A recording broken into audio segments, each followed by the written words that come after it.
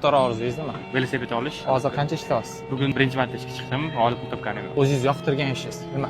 Shu lavashxona ochish. Necha pul ketadi deb o'ylaysiz lavashxona ochish uchun? Qancha misol uchun pul sig'imi ko'proq bo'lsa sizga, Sizga ko'proq pul kerak ochish uchun deb o'ylaysiz, to'g'rimi? yo'q, endi baribir bitta joyda olishni o'ziga normal pul ketadi-da. Lavash qilish uchun necha pul ketadi? Kamerlarni olsangiz, ja ketsa bir 20 ming 30 ming. 20 ming 30 ming ketadi birinchi biznesingizni ochish uchun. Joy ochdingiz, odamlar kelmasa qatdan foyda bo'ladi?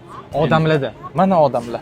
Nima qilasiz? Eng zo'r lavash qilasiz. Kichkinta kuxnyangizni ochib, o'zingiz misol uchun mana uzum tezkorda ishlayapsiz, gaplashib, mana shunaqa mahsulot bor, ularga bering, probaga.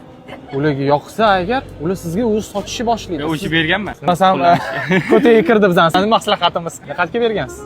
Oqtepa lavashga berganmiz. Nima deyishgan? Yaxshi deyishgan, endi o'sha desert bo'yicha tayinlanadi. Masalliq bo'yicha Oqtepa lavash tayinlanadi. Siz tabriklayman u bilan. Ular sizga nima berdi evaziga? $250 pul bergan. Aytayapman-ki, mablag' menga boshiga bir so'm o'zim pul kerak, misol uchun, menda o'sha pul yetmaydi. Men sizga xonadonman.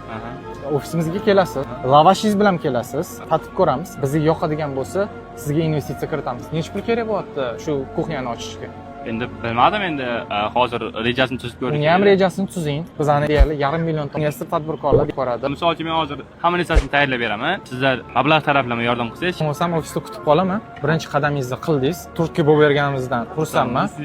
Endi ikkinchi qadam qilyapti. O'sha kelishganimizda ko'rishib gaplashish. Nomerlarni olib qoling.